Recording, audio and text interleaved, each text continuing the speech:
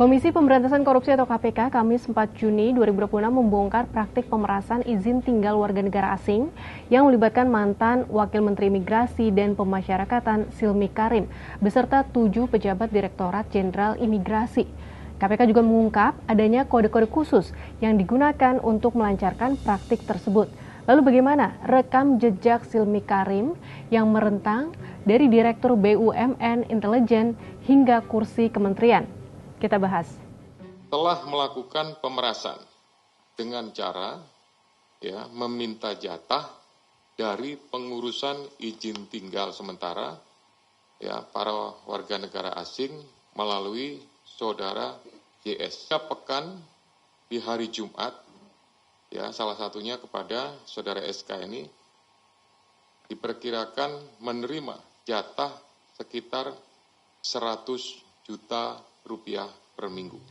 KPK menyebut modus ini bermula dari instruksi Silmi Karim saat menjabat Direktur Jenderal Imigrasi periode 2023-2024. Perintah tersebut kemudian diteruskan secara berjenjang hingga ke staf teknis. Para tersangka diduga sengaja menahan, mempersulit, atau menolak permohonan izin tinggal WNA untuk memaksa Biro Jasa membayar biaya tambahan yang disebut uang ACC Klik persetujuan pejabat, meski pemohon telah membayar PNBP sesuai ketentuan. Lebih lanjut, Deputi Penindakan dan Eksekusi KPK Asep Guntur mengungkapkan untuk menyamarkan distribusi uang dan memastikan identitas penerima amplop tidak tertukar.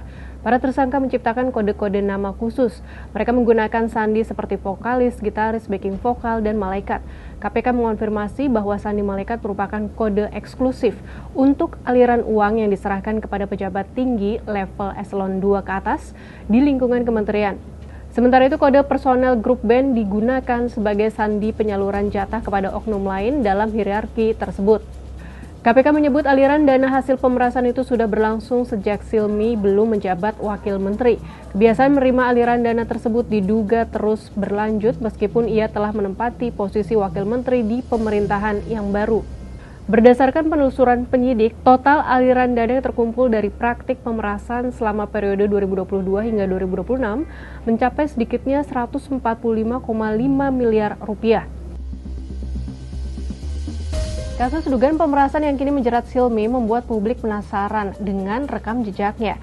Menariknya, Silmi dikenal sebagai spesialis BUMN sakit dan juga memiliki latar belakang intelijen.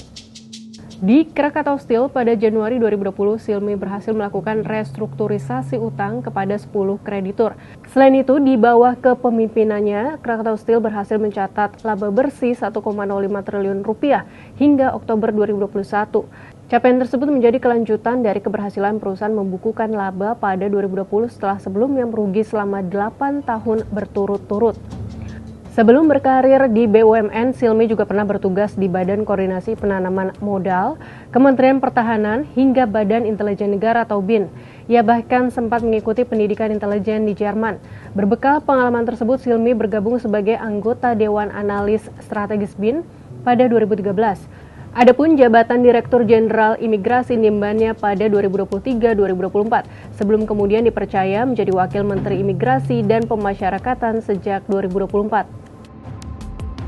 Sahabat Kompas, dari sandi ACC Klik, vokalis, gitaris, hingga malaikat, kasus ini memperlihatkan bagaimana praktik pemerasan diduga berlangsung secara sistematis selama bertahun-tahun.